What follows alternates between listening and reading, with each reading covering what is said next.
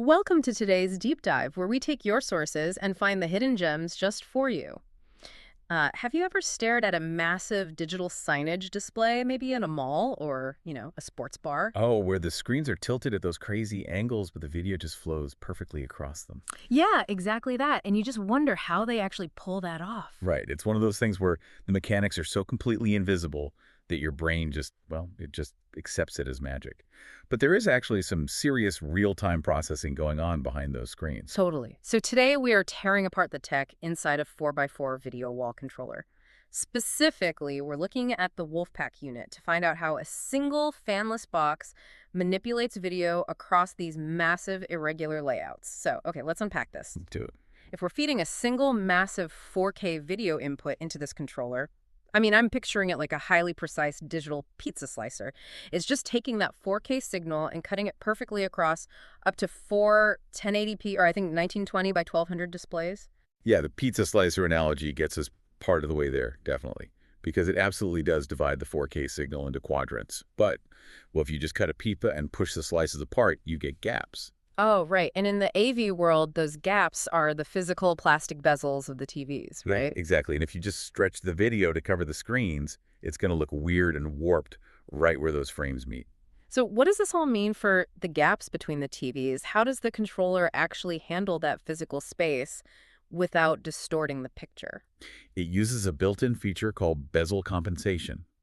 So instead of stretching or warping the image to bridge the gap, the controller actually calculates the physical borders of your specific LED or LCD panels. Okay, that And does then, sense. and then it mathematically deletes the exact number of pixels that would naturally fall within that border. Wait, seriously, so it's intentionally hiding data. It's like creating a visual blind spot just so the geometry stays perfect. That is exactly it. It essentially tricks your brain into thinking the image is continuing flawlessly directly behind the plastic. It maintains the absolute accuracy of the geometry. So, a circle still looks like a perfect circle, not some stretched out oval. Wow, okay. So it's a pizza slicer that also somehow vaporizes the crust, so the slices fit perfectly together. But you mentioned those tilted screens earlier. That has to require way more than just dropping some pixels. Oh, definitely. Dividing the image is really just the baseline function of this $1,249 piece of hardware. Hmm. The real magic is why it matters, which is how it manipulates the signal. Like, what else can it do? Well, it can arbitrarily crop the input content, scale the resolution up or down freely, and honestly, the most impressive part, it can rotate the image to literally any degree. Any degree. That's wild. Yeah, that real-time cropping and scaling is what allows for those abstract, asymmetrical layouts completely without the image degrading. Okay, here's where it gets really interesting, though. We are talking about a controller that explicitly has 4 outputs. But then you see these stadium setups with 50 or 100 screens. I always just assumed those required some massive enterprise-level mainframe. You'd think so, right? Yeah. Are businesses using totally different secret hardware for that? Actually, no. The architecture here relies on a feature called unlimited daisy chain expansion.